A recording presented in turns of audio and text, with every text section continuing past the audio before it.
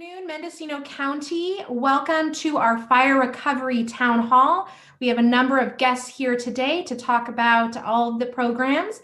Before we get started, if you are joining us on the webinar and would like to ask a question, you can go ahead and click the Q&A box below and you can type it in. If you're joining us by phone and have a question, you can press *9 to raise your hand. And when we get to the Q&A portion, we'll go to you and let you in for you to answer your question, for you to ask a question. Now, if you're joining us on Facebook, go ahead and put your questions in the comment section and we'll get to those. If you are joining us and watching the replay on YouTube or Facebook and we didn't answer one of your questions today, go ahead and send us an email at disasterrecovery@mendocinocounty.org. With that, I will turn it over to Darcy Antle with Disaster Recovery for introductions. Thank you. Hello, welcome to the webinar for the Oak and August fires in Mendocino County. This is to cover two fires, federally declared disasters, number 4569 and 4558. We'd like to welcome you all here today, especially during these challenging times with COVID.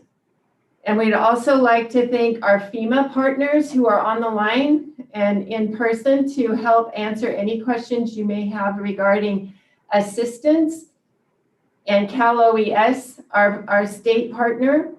We also have LACO and Associates on as well.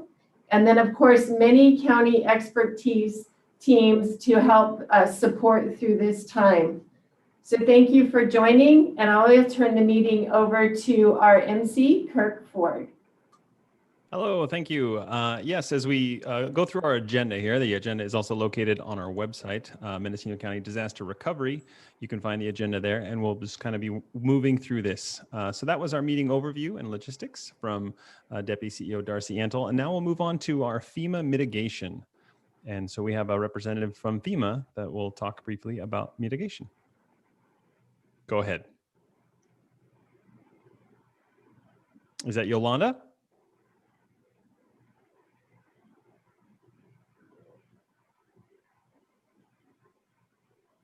Virginia Hale.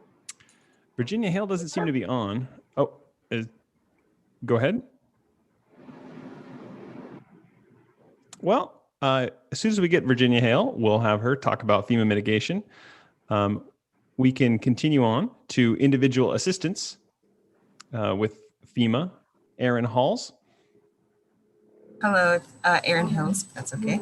I'm here to talk about individual assistance and the programs therein that lie.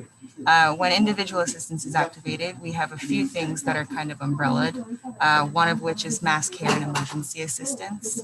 Another is crisis counseling assistance. Another is disaster unemployment assistance. That would be if you lost your job or wages as a result of the disaster, you could file with them to see if you could get replacement benefits, like in between. You also have disaster legal services. That would be if you needed help with pursuing legal action with a property management or landlord. They also can help you with the appeals process with FEMA. It can get a little convoluted. There's also disaster case management and individual assistance and household program. That one offers quite a few. We have housing assistance and other needs assistance, excuse me. Housing assistance has rental assistance, home repair assistance. You have temporary housing assistance. It gets very, very in the weeds, but as far as ONA is concerned, you have two branches that are income dependent and non-income dependent. The income dependent ones, we do refer you through SBA. SBA can talk about that. The non-income dependent would be for medical, dental, things of that nature. That's a lot of individual assistance, just a brief overview. And Erin, what does SBA mean? SBA is the Small Business Administration. Excellent, thank you. And now our CalOES representative, Nicole Benson, talk a little bit about individual assistance. Hi, my name is Nicole Benson from CalOES Individual Assistance. So I just wanted to add a few things to what my FEMA individual assistance partner was saying. So for Mendocino County, it is a little complicated for you guys because we do have two separate FEMA declarations for your for the fires that you have experienced. We have the August fires, which people sometimes refer to as DR 4558. And then we have the September fires, which you hear referred to as DR 4569. And so I know that can make the registration process a little complicated. I know that it's very challenging, tracking down all your documents and understanding the forms. But that's something that FEMA and CalOES are absolutely here to help you with. So just a few things regarding the registration. Anybody who has been impacted, please register. We have some deadlines coming up. For the August fires, we have the deadline coming up on November 23rd, as well as the September fires, with the deadline coming up on December 15th. Sorry, I am personally even struggling to keep these things straight in my head. So I totally understand the challenges that you might be going through. So even if you have insurance, please register. A lot of the time we hear from individuals who think, you know what, I am insured, I'm fine, I got things covered, but then realize later on, you know what, I'm not fully covered on this particular thing, but unfortunately the FEMA deadline has already passed. And so please, everybody register, and we can absolutely help you through that process. Now from the state side, we do have a small program that does come in to assist individuals who have suffered damages. So for any household that has received the maximum amount of assistance from FEMA, they may be eligible for up to an additional $10,000 through the state supplemental grant program. Now, this does not require any separate application. It is an automatic referral that is direct from FEMA to the California Department of Social Services, who is the one who administers that particular program. So there's nothing additional that you as the household needs to do to potentially receive that particular assistance. A few other things that may be of help from the state. If you are having trouble with your insurance, reach out to the Department of Insurance, to the California Department of Insurance, and file a insurance claim with them. They can help you navigate any potential issues that you're having with them. If you're looking to hire contractors, make sure you are using a licensed contractor.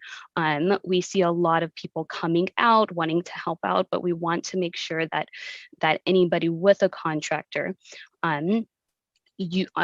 is able to get the appropriate service that they need. So definitely take a look at the Contractor State License Board website or give them a call, and they will be able to let you know who are the licensed contractors in your area.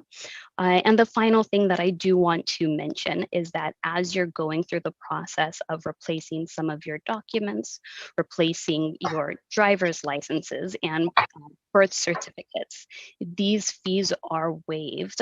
So when you are working on replacing these documents, mention to DMV that you have been affected by the fire, and those fees should be waived.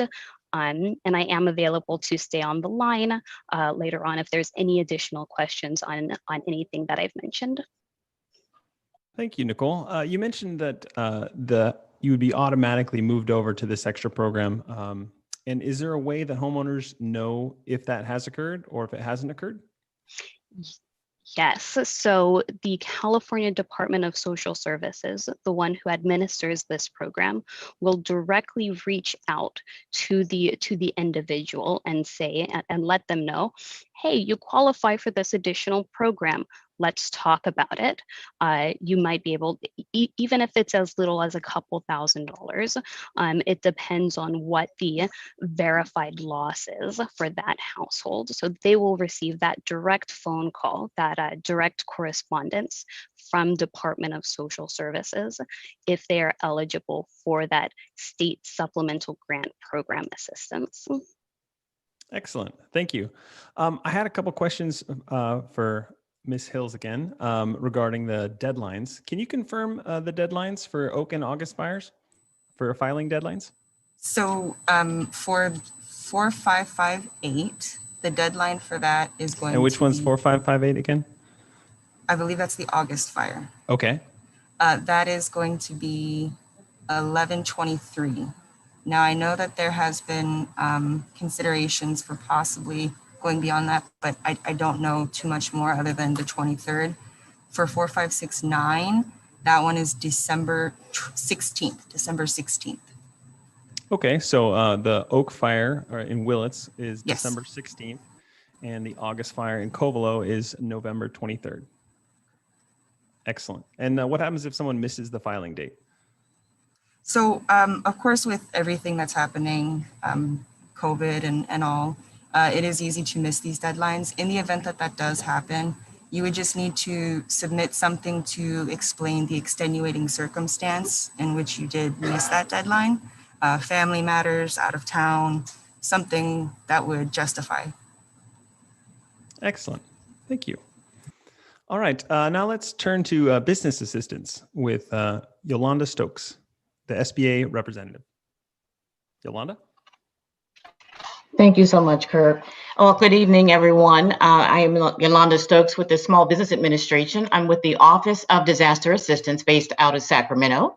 Our Sacramento office actually handles all federally declared disasters that happen in the states west of the Mississippi in our U.S. territory. So we have been quite busy, and I thank you all for including us on this webinar. One important thing that I'd like to mention, I know we mentioned the Small Business Administration, and just by virtue of our name, sometimes it can be a little confusing. So we do have programs available not only for our small business community and our nonprofits, but we also have individual assistance programs for our individuals, homeowners, and renters as well. If you are a homeowner, you are eligible for a low interest disaster loan up to $200,000, and that is to replace your primary residence. It does have to be your primary residence. And then that same homeowner is also eligible for an additional $40,000 to repair or replace your content. So that homeowner may have potential eligibility of up to $240,000. There may be some additional monies available for mitigation measures as well. And we don't leave out our renters. Renters are eligible for the $40,000 to replace their contents.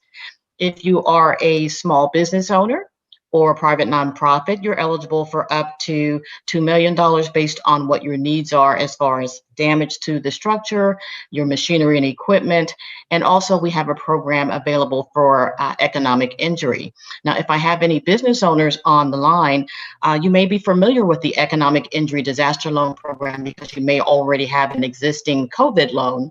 And I want to emphasize the fact that if you already have an existing COVID loan, you are still eligible for the fires. So I just want to make sure that we make that clear. Sometimes folks think they don't have eligibility because they already have an existing SBA loan.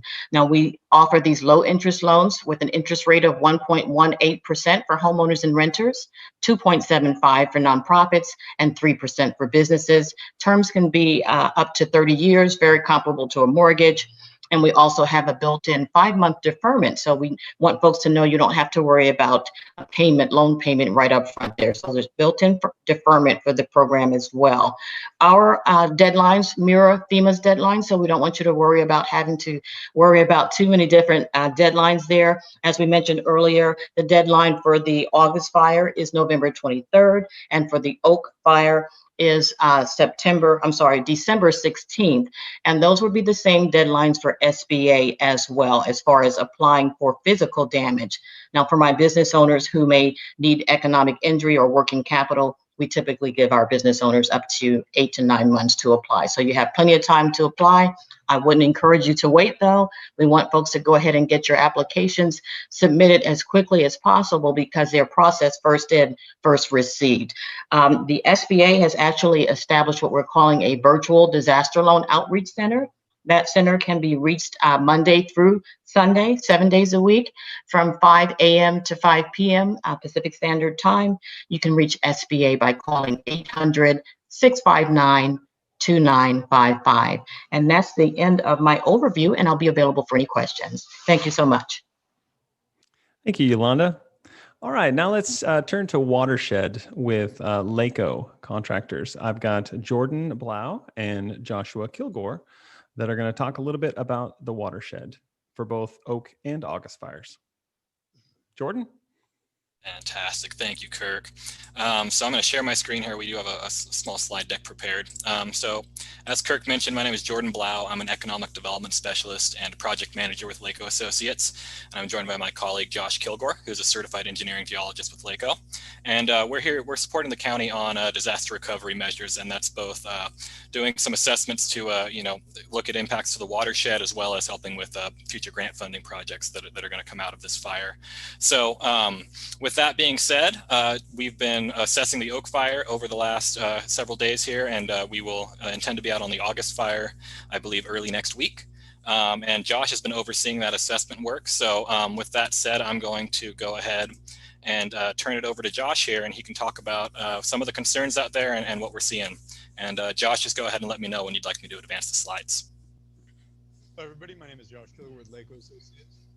Yes, we've been out on the Oak fire, taking a look at kind of initial assessment of the watershed and some of the impacts that the fire had. Some of the stuff that we've seen here is impacted culverts, roads that have been impacted by, existing roads that have been impacted by heavy equipment and that is brought up to address the fire. And then some of the new fire access and fire break roads. All those together we saw have created some disturbed ground, as well as you can kind of see the picture in the background, complete burns of all the vegetation on the slopes there that are going to leave all these slopes susceptible to a lot of erosion. Jordan, I think next slide. All right, so Culverts is one of the problem areas that we saw as we were assessing everything. You can see here kind of a couple different versions of the impact that we saw. We got out there during some of this week's rains, and you can see how here's a culvert that is already being a little bit impacted by some sediment from these recent rains. It's not draining. It's not draining correctly, and as our rain flows increases, it's just going to likely back up. Part of the scope of work during our initial treatment out there is going to be to take a look at these culverts and then to excavate these as needed to just make sure these drain efficiently.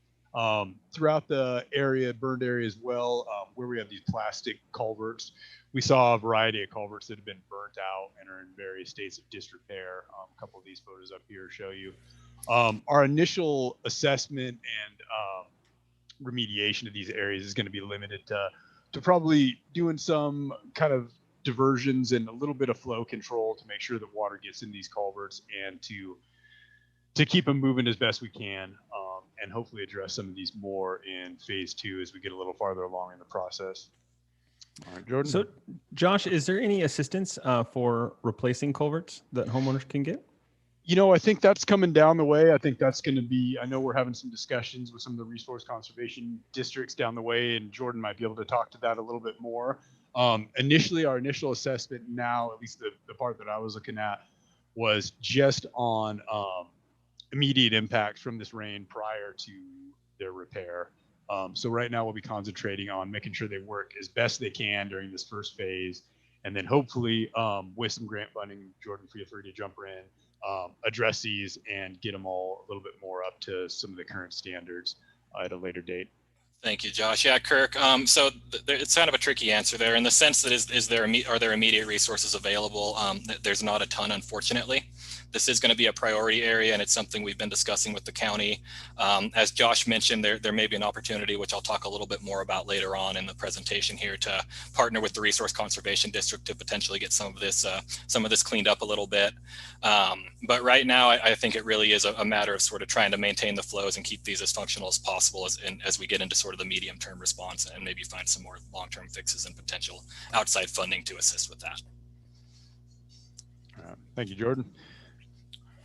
But yeah, we also saw these existing roads. You can kind of see how, especially the stuff with the rain in it, it makes it very clear how some of this heavy equipment track on there has led to some deeper than normal rutting in the roads, and that just makes a pathway for the water. So where practical, we'll be doing our best to divert this rainwater off of the roadbed and get it into existing drainage courses and existing culverts. This again, further improvements to the road drainage might be addressed in the future.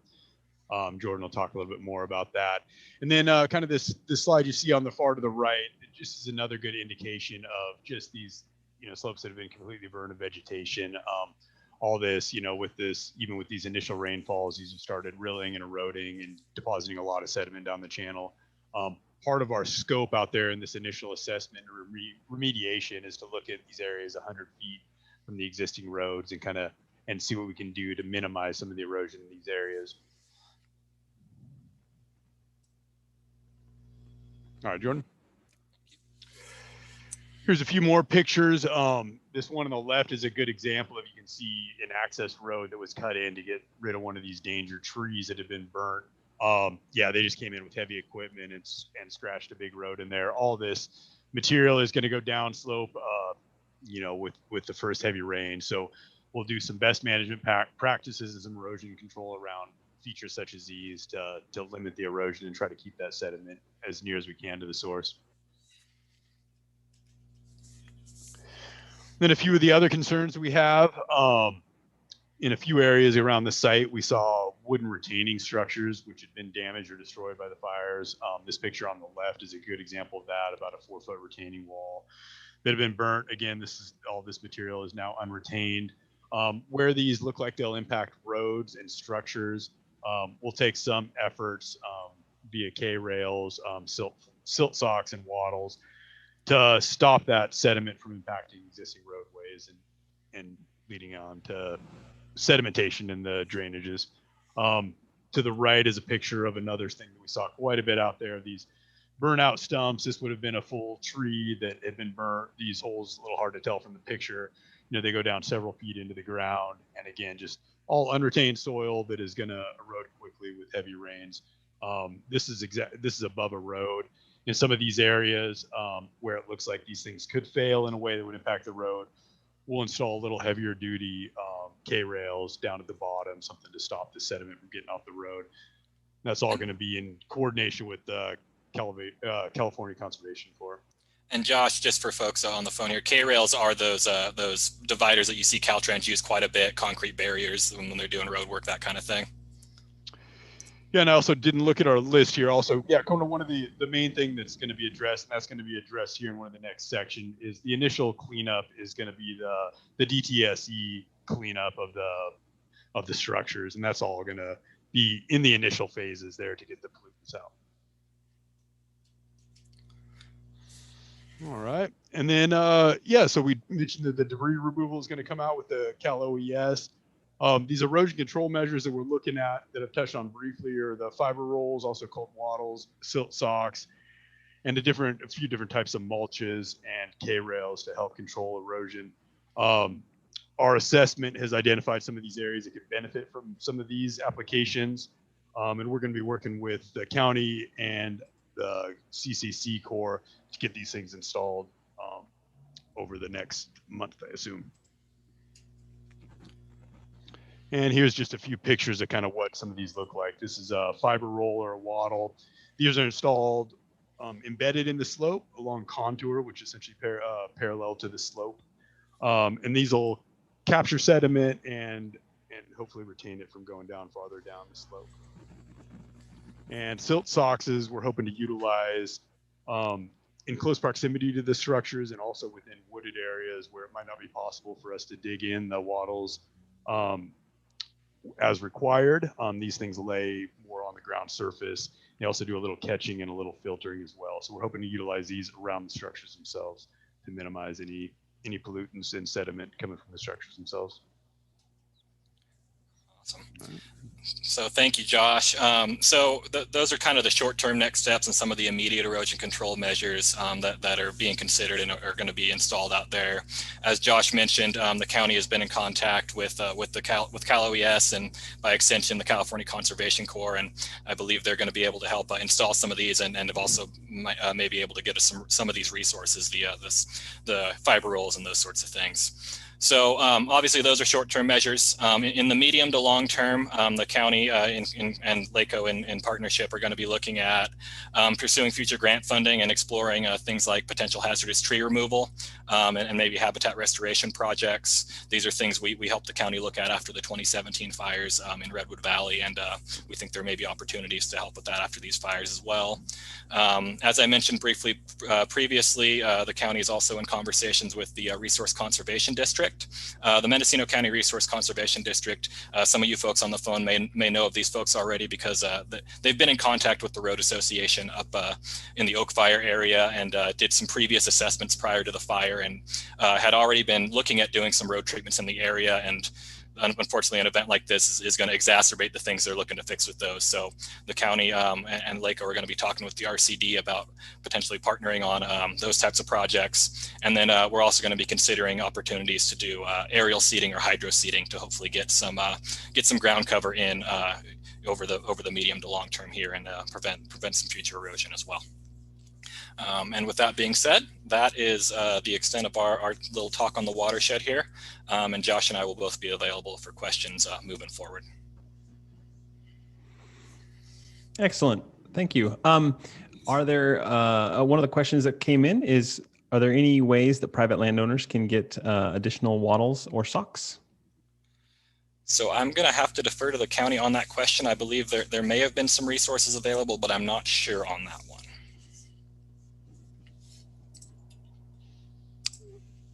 Can Darcy or Miriam, do you have that information, or should we answer that a little bit later? Hi, Kirk. Yes, Darcy Antle. The county is still looking into that. If there's any more available to be passed out, but we are working with Cal OES, as LACO mentioned, with regards to the watershed efforts. And also, I think there'll be some more additional discussion regarding wattles here in the debris removal portion with Amber Lane. I'm sure Amber can talk about the types of wattles that they use in place for the debris removal process. All right, what a great segue. Let's talk about debris removal with Amber Lane from Cal OES. Amber?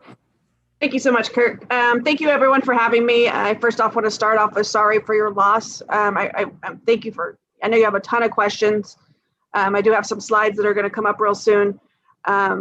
So the reason we're here is we are going to do the PPDR, the Private Property Debris Removal Program. If you could put my slides up, Miriam. So PPDR, or the Private Debris Removal Program, is divided up into two phases. Phase one is the Department of Toxic Substances, or DTSC, comes out and clears household hazardous waste. They come out and they're actually almost 90% done in the Mendocino area. You'll notice that they've been there because they will leave a stake with a little sign on it that says complete. That's not to confuse you that it's a safe site now. It is definitely just a sign that they have come and cleared things like propane tanks. They've tapped them, house cleaners. Like you see in these pictures, they'll tap all those and make sure that they're not going to explode. They take batteries, and they're not rummaging through your personal property. What they're doing is making sure that there are no hazardous waste products that come from households left behind. This is not an opt-in process. This is something that's already in process. You might have seen them. They're in full PPE because it is not safe for you to be out there. Just to be clear, they are in PPE because it is a health, oh, there it goes. It is a health hazard for you to be in your debris for the heavy metals. So I highly recommend that if you are out in your on your lot, that you definitely wear a similar type of PPE, N95 mask, overalls, gloves, and definitely wash your hands and clear all your outfits when you're done with that. So moving on to phase 2, which is the next slide. Phase 2, you have 2 options. This is where you become your best advocate for your lot. In doing so, you have 2 choices. There's 2 types of programs. There is a private program where we kind of call it a do-it-yourself program. A do-it-yourself program is something where you hire a contractor, like Nicole mentioned earlier, you hire a licensed contractor, and you clear your debris to the same type of standard as the state. The state has an opt-in program, that's option number 2, where you fill out a right of entry and you opt into it. The reason I say they're very similar programs is the alternate program or the private program is something that you're going to set up and run yourself, where the state program, you opt into it by filling out a right of entry form. And then you'll do the same process. So first of all, we start off with like a site assessment. So we tell a whole story. We'll have a site assessment team come out and survey your lot. They will draw a map and they will mark down all the assets, document the damage. They will also mark wells and septic tanks. During that time, they will also mark trees with a certified arborist. Trees is something new to our program. I know one of our pictures here has a tree being removed. The criteria for trees is something that will hit the right-of-way. So anything that will hit a public right-of-way is something that we considered something qualified for our program. The tree has to be dead or dying, and the determination on that is something that will die in 5 years. So we're not going to come into your lot and just take all your trees. And I know that's most people's concern. We're only going to take the ones that will fall or need to be removed. The next thing we do is we do an asbestos survey. If we do find asbestos, we will remove it. After it is cleared of asbestos, we'll move on to debris removal. The debris removal process, we provide all the trucks, we sort it with an excavator. We also use a lot of water, and the reason we use a lot of water is we don't want those heavy metals in the air. We take lots of precautions. We also sort the debris, and we sort it into metal, ash and debris, chimneys, and then concrete. All things that we sorted into, we put in the trucks, but we also burrito wrap the trucks, which is kind of a funny name. But it's a way for us to make sure that the ash and debris isn't floating in the air as we drive down the road or down your hill in your case. After we clear debris, we test the soil to make sure that we cleared all of the health hazards, heavy metals in the soils. And if for some reason we didn't clear them all, we'll take a little bit more. We do not over excavate. We don't like that word. It's a bad word in our minds, but we do definitely take enough soil to make sure that the soil is clear back to the background that it was before. After soils are cleared, we will remove the trees that we have marked earlier in the site assessment process. Those trees will be fell, and we will remove the trees from the lot. We will not leave them for kindling for the next fire. After trees are removed, we do a process of erosion control. We only do the footprint of the house. So we do wattles around the house. We also do fencing around pools because we do not take in-ground pools. And we will do anything that is a ledge or a wall. We'll make sure that we wattle down there too. After that, we'll do like a hydro seed. It's not, doesn't actually have seeds in it. It's just a way of controlling the dirt. And we spray it and it's all green. It's nice and pretty when we leave. The next step is something that closes the story, is the final sign off. We make sure that we're able to have a 3-year-old walk the lot and be safe. So our goal is the 3-year-old status, and the final sign off should prove that. So a child should be able to walk your lot and be safe, whether that be a ledge or a fence or the dirt that they're walking on. It doesn't have the same heavy metals as the ash and debris did. I'm sure you have a lot more questions, and I'd be happy to answer them at the end. Back to you, Kirk. Excellent. Thank you. I'm up next here to talk a little bit about the county side of the debris removal. I can confirm that phase 1 for both fires has been completed. So I saw we got an anonymous question about, is it possible that phase 1 happened without anyone knowing about it? Yes, it is very possible. If the site was accessible by the crews, they went out there free of charge and removed anything that was hazardous, that was household hazardous waste. I was personally out there with them while they were doing a good majority of the work. They removed propane tanks or devalved propane tanks. They removed solar batteries, solar panels, as well as diesel fuel that had been essentially damaged and unusable during the fires that have gone through. So they did a lot of work in the last week. They started last Wednesday and they finished their last site today. There was only one site that they had some difficulty accessing, and that was on the August fire. If you would like to know about these types of things, if you're a property owner that you would like to know, please contact us with your information. We would love to call you to let you know that crews will be in your area.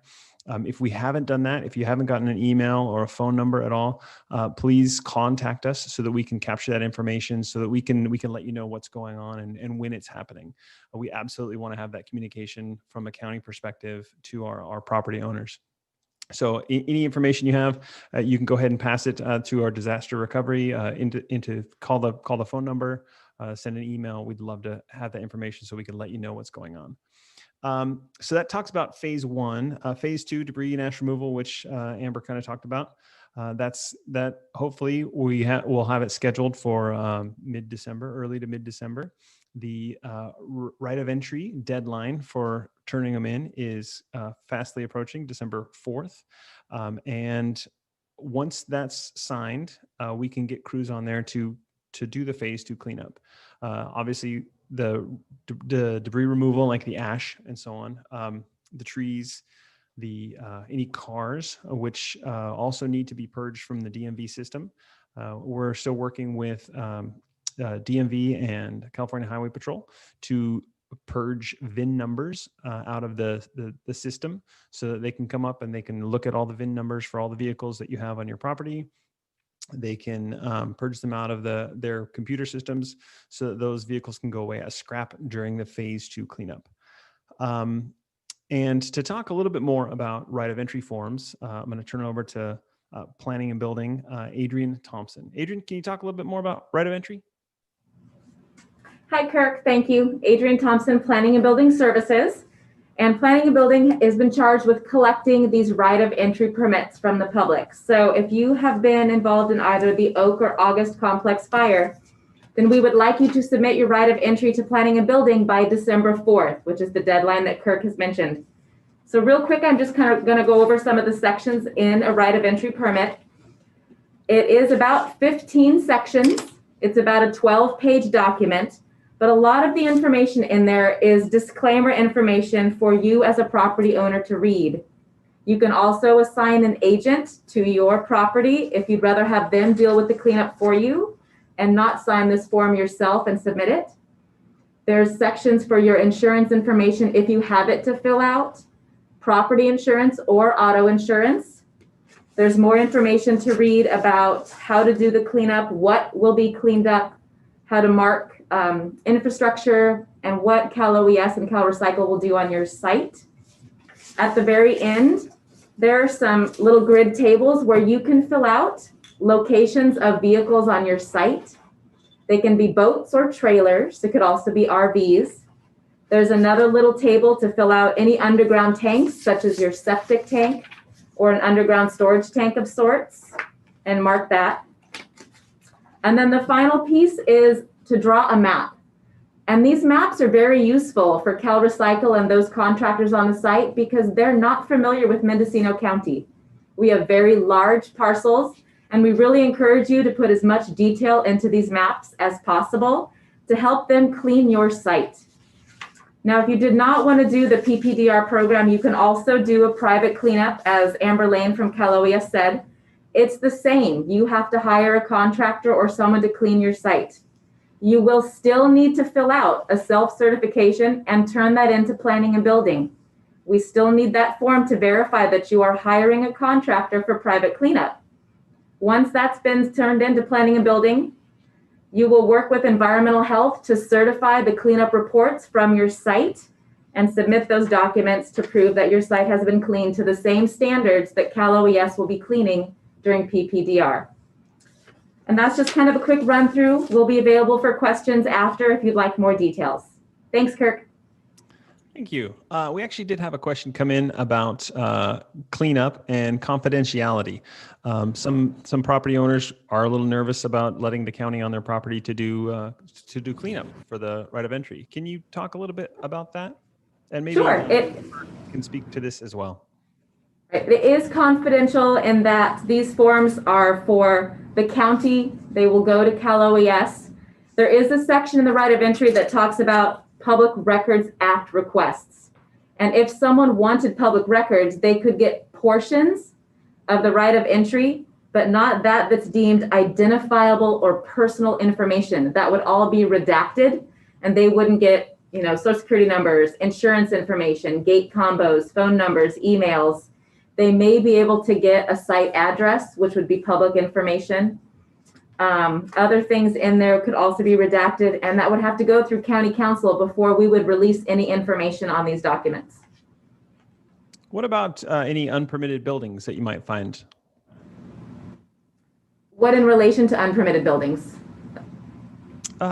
So Okay. if there are unpermitted buildings on the site that burned, how does that affect the cleanup? It does not affect the cleanup. There's no clause inside the right of entry that says we only clean permitted structures. As in 2017, anyone that fills out a right of entry will have their parcel cleaned to that program standards. And this is Sarah. I think the question's getting at, will the people that come to the property to clean report to the county any unpermitted buildings they see? And essentially could they get in trouble if there's an unpermitted building seen on their property during cleanup? Thanks, Sarah. No, they do not report to us anything they believe is unpermitted. We do verify our own property records, but there is no code enforcement or violations that come from cleanup permits. And Kirk, I can second that. Definitely, we're not there to police your property. We're definitely there just to help you in the recovery process. We're not law enforcement. We are not there to enforce any laws. Our main concern is safety and making sure that your lot is safe when we leave it. We want to make sure our crews are safe and that lot is safe. And we definitely want you to be a big part of it in the state program. If you want to be involved, we want you to be involved with us. You are the biggest advocate in your cleanup process. Excellent. We had a couple more questions about cleanup. Amber, I wonder if you could speak to foundations. Are foundations going to be taken? Are they going to be removed? And who makes that determination? So in the state program, yes, we will take your foundation. And the reason for that is due to the heat of the fire, the concrete becomes very porous and those heavy metals seep through into the soil below. And so when we do take the foundation, we test the soil underneath it, and every time we've found metals. So it's been a proven fact that those metals don't go away just because you have a foundation. So part of our program is, yes, we do take foundations. If you don't, yeah, go ahead.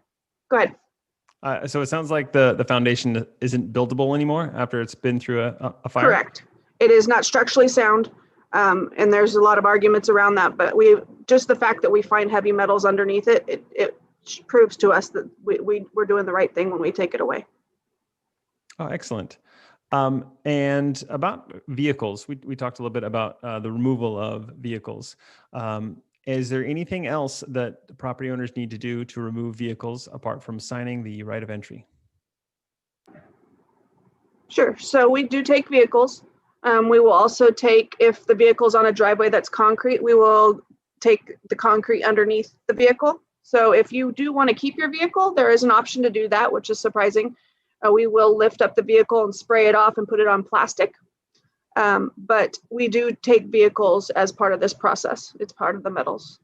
I think Darcy can speak more to their part of how they're going to write off their VIN numbers or get it out of the DMV, or maybe that's something we need to discuss further.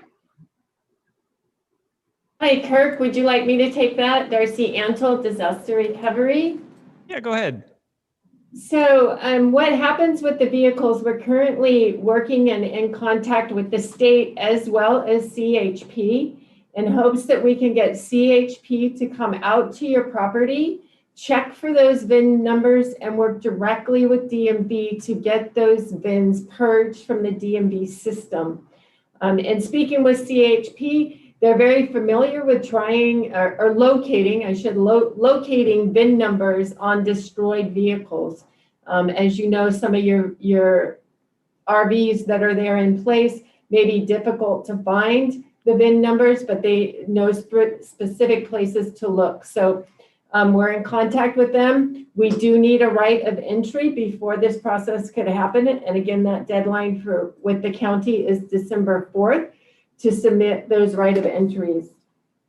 So I encourage everybody to fill out those forms and get them submitted to Adrian at our Planning and Building Services office as soon as possible so we can keep proceeding forward, as those vehicles would need to be purged before the Cal OES and Cal Recycle teams come in under Amber's team. Excellent. Sure, and just to add to that, we do take RVs or mobile homes. I believe in the Mendocino Complex fire not too long ago, we took a bus off a side of a hill. That was a fun one. So we do take all of them as the homeowner requests. So locating those vehicles would be helpful when you draw your map on your ROE. All right. Okay, so let's go ahead and move on. If we have more questions regarding debris removal, you can go ahead and submit them to the chat or email, and we can get to those. If they're real specific, we can answer those offline as well. Let's move on to Health and Human Services.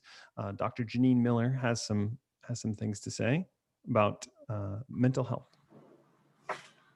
Hello, Dr. Janine Miller with Behavioral Health and Recovery Services for the county. And we just want to give some brief information about services that are available to our community members.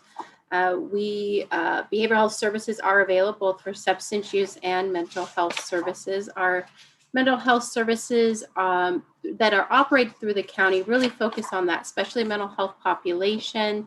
But there are other services available that we will happily refer you to, depending on your insurance. The county really does mainly serve those with Medi-Cal and have a serious mental illness. But we definitely work to connect people to all levels of services.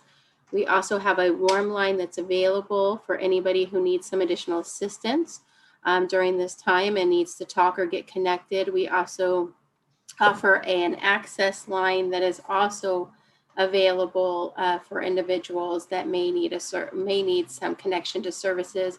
We always look at making sure people know about the local clinics in the area who are generally taking Medi-Cal and fee-for-service, so that people can access their mental health services through those resources also. And we will also happily make sure those kind of do a no wrong door approach to make sure that we help you get connected to those services if you need those services. We also have some great support groups available right now, and those are available through Zoom. You can find them on the behavioral health website through the county. We also have those resources available on the county Behavioral Health and Recovery Services Facebook page, Twitter, and Instagram. So those resources are there, so you can locate those amazing support groups that we're offering throughout the community. Those are also, they are available in English, Spanish, and we have a couple Native American focus groups specifically. Then we also have available our substance use disorders treatment services. If you have anyone or you yourself feeling that you may need some additional support, possibly drinking more or using substances more than normal and need that support, those supports are also available to you through the county system, and that takes all types of insurance and is available to anyone who may need those services. Excellent. Thank you. And now also from Health and Human Services, Becky Emery. Good afternoon. I wanted to share as the social services that anyone that resided or worked in the areas impacted from the Oak Fire, that's the DR 4569, not already receiving CalFresh benefits may qualify for disaster CalFresh.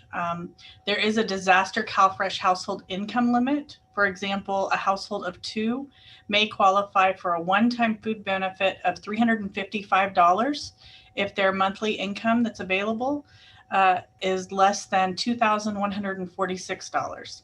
So after considering the impact of the disaster on their household, individuals can submit applications by calling 1-877-327-1677 or through our online See For Yourself application portal. The deadline for filing for the CalFresh Disaster CalFresh benefits is November 20th. So it's tomorrow at end of day. Replacement Medi-Cal and/or electronic benefit cards could also be requested through our offices in support of those individuals that have lost those. And additionally, we can assist qualified households and individuals that within our CalWorks housing and homeless assistance programs and our Home Safe programs. So does end of day mean 5 o'clock or does that mean midnight? As long as we receive the application by the end of day, which is through midnight, it has to be postmarked for yesterday or for tomorrow, excuse me, November 20th. It will count as a valid application. Excellent, thank you. And now also from Health and Human Services, Megan Van Zandt. Megan? Yes. Hi, everybody. My name is Megan Van Zandt. I'm a senior program manager with the advocacy and collaboration team here in Health and Human Services. My team and I were heavily involved in the 2017 Redwood Fire as supporting the community that lost homes through our disaster case management program. And we're happy to offer our services again to people who have lost homes and may need some help navigating through FEMA individual assistance programs, any assistance with Medi-Cal or CalFresh or housing assistance programs as well. Our staff is happy to help you and share what we've learned through previous disasters and help you figure out the right way to solve your issues. We also kind of serve as like, if there's a question that no one else knows where to start, we would be happy to help you figure that out. So if you do need assistance with navigating FEMA individual assistance, if you're finding that you could help, you would benefit from understanding how the program works, and we could share what we've learned in past fires with you, you can contact us directly. The primary point person in our unit is named Zoe, and her phone number is 707-463-7718. But if you call the main disaster recovery line, they'll also get to us as well if they haven't figured out a better place for you to get your questions answered. So we're really, I just want to extend I'm really sorry that you've lost your home and that your property was impacted. We have a lot of experience working with people who've been through the trauma of losing property and losing the peacefulness of the property that you lived on. So we'd be happy to connect with you and provide support. Again, the main phone number for our direct line would be 707-463-7718. Thank you. Thank you. And you mentioned FEMA. Let's go back to our FEMA representative, who we kind of skipped because we didn't get a hold of you, for FEMA Mitigation, Virginia Hale. I believe we have you now, Virginia. Maybe. Don't forget *6 to unmute if you're on the phone.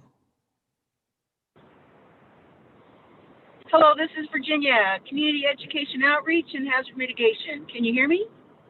Yes, we can. Alrighty then. I've been working trying to get publications out into the community in regards to how to rebuild with fire retardant materials and how to manage your landscaping so that you have defensible space around your home, as well as plants that are fire retardant as well as building materials. I'm kind of unsure as to what you want to know. I did put some of these publications up in the community called C-O-V-E-L-O. Covelo. Yes, that's right. Covelo. There we go. Yeah, I was up there this morning and placed some publications in the True Value store up there. I hope to be able to put some publications in the planning department, possibly Monday or Friday, actually tomorrow. So that's about what I think you might want to know. Okay. Well, then let's return to our agenda, and we're going to talk with Megan Duquette from the Mendocino County Cannabis Department. Megan? Hi, Kirk. Thank you. My name is Megan Duquette. I'm a senior program manager with the Cannabis Division within Planning and Building Services. And I just wanted to let those folks who are in our cannabis program who are impacted by the fire, if they have any cultivation site related questions, they can call our cannabis program phone line, which is 707-234-6680. Or they could email the cannabis program. Our email is cannabisprogram@mendocinocounty.org. We've got some resources on our website, which can be found at mendocinocounty.org/cannabis program. And for those interested in finding out more information about any further questions or concerns, and they want to reach out to the state with Cannabis, with CDFA, there is a toll-free line that they can call, which is 1-833-CAL-GROW, or it's 1-833-225-4769. And you can also go on their website to get further contact information. And again, we're here if there are site-specific cultivation-related questions and how we can assist you in updating your application materials or your permit materials. Thank you. Thank you. Okay, well, that's towards the end of our agenda. We're going to now transition to question and answer. Sarah Duquette, you want to talk us through questions and answers and see if there's any more questions out there, and we'll start addressing some of these. Hello, everyone. So we see we have some questions in our question and answer box on our Zoom. So if you still have more, go ahead and add them below, and we'll try to get through as many as we can. If you are joining us on the phone on the webinar, now is the time to press *9 if you have a question. If you are joining us on Facebook, go ahead and leave your questions in the comments. And of course, if you have site-specific questions or you want to ask us a question offline, you can always call Disaster Recovery at 707-234-6303 or email disasterrecovery@mendocinocounty.org. And with that, I'll turn it over to Kirk to walk us through some of our questions that are coming in from Q&A. Yeah, thank you. So our first question, kind of a long question, it's pretty specific. So I think in order to best answer that question, you should send us an email so that we can address that probably best offline. Jen Hawley, I see you've got a question about aerial seeding and hydro seeding and what type of seeds they're going to use. And so I'd like Jordan or Joshua to talk about that type of seeding and see if we end up doing that type of thing, what type of seeds are they going to use? Native or invasive or what? Thank you, Kirk. I think I can confidently say we're not going to really attempt to use invasive species, that's for sure. So we are not very far along that process, but the intent would be absolutely to use native species. When we did some work on the Laughlin Peak following the 2017 fire, all of the seeding that was distributed was native grasses. So that would be likely the path we would go in this instance as well. Do we know if there will be any aerial seeding? That hasn't been decided yet, Kirk. We're still trying to work through what resources are available and what we can get out there within a feasible time frame. Excellent. And Kirk, it looks like we have a caller question. So if you're ready, I'll allow this person into the meeting to ask the question. And it's caller ending in 1347, and you're going to need to press *6 to unmute.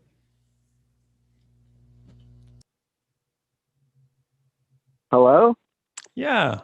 How are you? Hey, welcome. Hey, I had a question about the mediation measures with heavy equipment and chainsaw usage. If you guys, if any people the county hires to do that, or if CAL FIRE is involved in any of that, if you guys use heavy equipment or chainsaws out in a place around Willits that has heavy sudden oak death infestation, and then come out to that is not going on so much. Intending to use not spread sediment. Are you going to clean your saws and equipment before you come out to Covelo? And what about like masticators that you really can't clean too well? So your audio was a little bit broken in there, but it sounds like you're asking a question about sudden oak death and whether or not any equipment or saws that were used in a location that potentially had sudden oak death could be used in our area that might contaminate that. Is that correct? Yeah, like if you guys do work in Willits and then come out to Covelo isn't very infested with that. So if you guys come out here, how are you going to clean your equipment?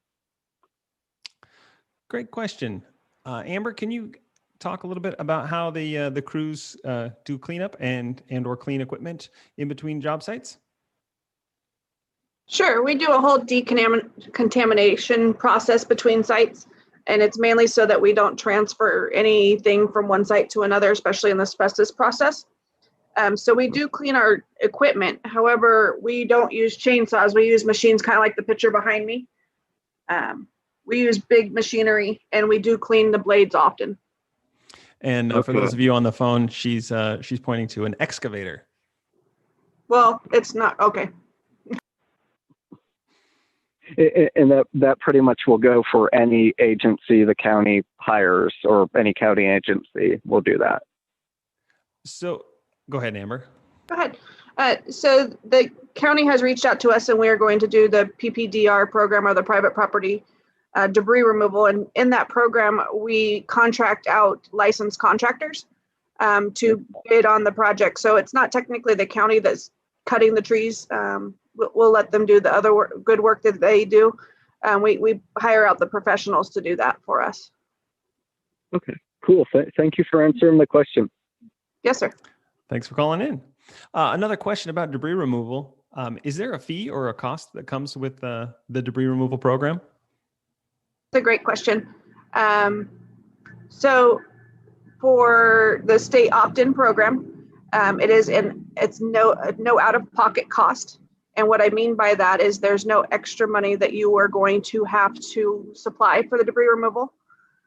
Most lots, and obviously Mendocino will be a little bit different because your lot sizes aren't very consistent. It's not like a suburb. It's, big pieces of land. Debris removal costs over $100,000, and people don't realize that. And so they oftentimes think they can do it quicker, faster themselves, and sometimes they can. Just oftentimes not for anything less than what we do it for. We are able to get it at a price per parcel through a contract with private contractors. So we actually do not take anything out. You don't owe us anything except for there's a one line item. And if you do have insurance, there's two types of insurance. So pretty much what it boils down to is there's the lump sum insurance where you get a lump sum and it's not designated to certain things. And then there's what we call the bucket policy where, portion of it goes to debris removal, a portion of it goes to household items, and so on and so on. The portion that goes to debris removal, the county will collect at the end of this. And the reason for that is this is a FEMA funded program, federally funded program. We cannot double dip, and double dipping would be you getting money for debris removal and not using it on debris removal and then getting our services on top of that. So in order to prevent that, we only require you to pay the debris removal portion of your insurance. I hope that answered it. Yeah, go ahead. Oh, this is Darcy. Sorry to interrupt, Kirk. Amber, could you talk about the approved landfill? Because we don't have those here, and that's an additional burden on someone that would be going into cleaning the property themselves.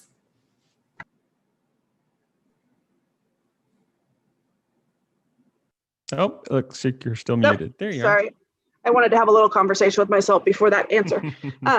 So how that works is when a contractor bids on our projects, part of their bid is what landfill they have to actually commute this debris to. And so it's part of our processes that we do approve landfills in the area, depending on the contract, wherever they bid it, they bid which landfills they would like to use with their bid. And when we finally accept a contractor, which we'll do fairly soon, we'll know exactly which landfills. But if you were doing it privately, you would have to haul this stuff pretty far. And we've had this experience in past fires in Mendocino and Lake, that they don't have a landfill very close. So definitely a benefit of us. If we have so many ROEs or right of entries, we can definitely get that debris where it needs to go with several different trucks. And Amber, what if someone doesn't have any fire insurance and they don't have any debris removal insurance? What happens then? It's a great question too. So if you don't have insurance, you don't have insurance. We can't collect something you don't have. And that's pretty much what it boils down to. And you still are eligible for the program as long as you have qualifying structure. Excellent. What is a qualifying structure? Good question, Kirk. So a qualifying structure would be anything that's over 120 square feet. So as long as you have a qualifying structure on your lot, we will do debris removal. If you do not have a structure on your lot and you still have trees that need to be removed or trees that qualify to be removed, we will do just trees. Excellent. I've got a couple more debris questions for you. One about cars. What if a car is on someone's lot that it doesn't belong to them and then someone else put it there? Seems to be a common problem. It's amazing how we find all the missing cars when fires happen. So we will take them just like any other car. We'll just make sure that we have them properly signed off. So what if there's things on the property that perhaps the property owner doesn't want to be removed? Is there any control in that? Can they be on site when the removal is happening? Is there any feedback that they can provide? So I've said it several times, but you are the biggest advocate through this process. We want you to be involved. We know you know your lot better than we do. We expect you to be a big part of it. We also know that, this is a very personal process, and we don't love the fact that we're in your personal property. However, our goal is definitely to help you move on with recovery. So oftentimes we will look the other way on certain things, but most of it still has to be cleaned up because of the public health emergency. And so as long as we keep that in mind, that this debris is not just trash and that it's a nuisance, it is a public health emergency and we need to get rid of it. So you will have some say in some things. There's oftentimes they want to keep the shell of an old car, and we'll rinse it off and we'll spray it off and we'll put it on plastic. We do not take in-ground swimming pools, but we will fence it off. There are very few things that you can keep, but we definitely want you to let us know what you can, and in a case-by-case scenario, we'll definitely work out with you. My favorite about water wells? Water wells. We do not remove water wells. My favorite story is I worked the campfire, 10,000 properties, and we had one crew that was really good at finding things that homeowners wanted. So we've had that crew ended up finding 4 wedding rings throughout the whole process. And if you can think an excavator picking up debris, to even notice a wedding ring is amazing. So if there's something that you are looking for, if there's, war medals or coins or things that you're looking for in the debris, definitely note it down and we'll do our best. We are human. We know that this means a lot to you, and sometimes having something is better than nothing. And so please be communicating with us and please be a part of this process. Will homeowners be notified when the crews are going to come out to start cleanup? Sure. So we do notify you throughout the process. We do start assessments without notifying you, just because we're trying to get under the way and know what we're working with. We don't even know what the story is before we get there.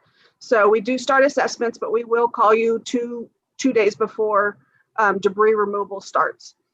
So we will definitely notify you before we start the excavators up your hill. Excellent. Thank you. All right. So now I got a question for LACO, another erosion question. For large landowners with fire lines on their properties, is there a contract regarding erosion control and or restoration? So Kirk, is the question about a contact or a contract? Oh, that's a good question. It just disappeared. I couldn't read it fast enough. Right. Well, why don't you talk about erosion control from fire lines? So in general, I would say, and Darcy, please jump in here if I'm off base. I think those communications would probably be best to start with the county if there's areas on your property that you're concerned about or that had a big dozer line cut in or something like that. LACO is currently focusing on burn structure sites and areas adjacent to roads as kind of the most pressing erosion control concerns, because those are also areas that could inhibit access for things like debris removal and just in general for folks being able to get to those properties. So Darcy, is that the correct direction if there's something away from kind of where we're looking on our initial assessment? Yes, please. And the person that submitted that question, please go ahead and submit it to the disaster recovery email or give us a call here and we can talk with you directly on that one. All right. We had a question about a FEMA grant and regarding construction incentives for fireproofing roofing materials. So I would turn this over to Darcy or Miriam. Do you know anything about a FEMA grant for construction with fireproof materials? Sure, I can take that. Oh, Swen. Yes, Swen from, go ahead. Swen with the County of Mendocino. So I see the question online that we want a grant from FEMA regarding construction incentives for fireproof roofing. Actually, we didn't win the grant. We applied for the grant a couple years ago, but we just heard news that we've been awarded for phase 1 just recently. So we're still working on the details and rolling out the project. So look for our future press releases and news releases to enroll to the program. Thank you. Excellent. And if there's people had more questions about that, who could they call, or how could they get a hold of you?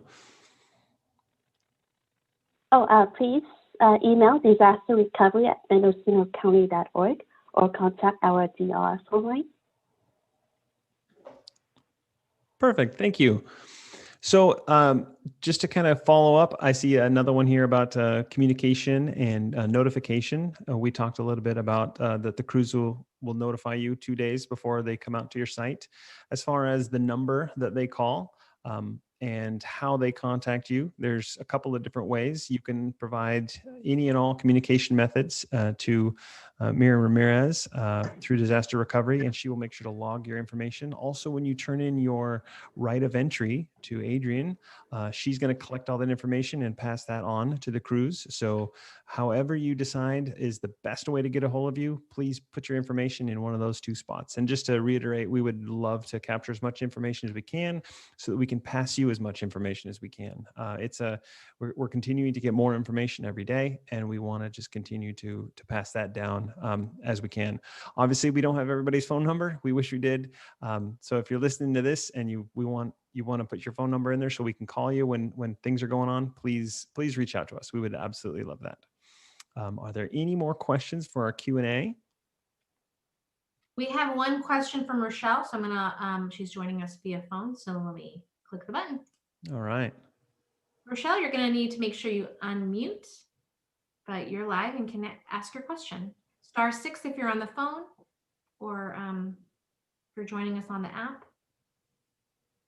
Just have to click the unmute. You're still muted there, Rochelle.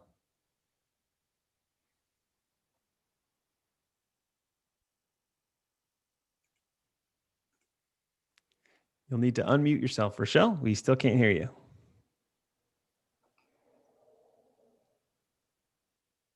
I'm sorry, this is my first Zoom. Can you hear me now? Welcome to your first Zoom. We absolutely can hear you. Okay. Yeah, no, I just had some basic questions. When I bought my property,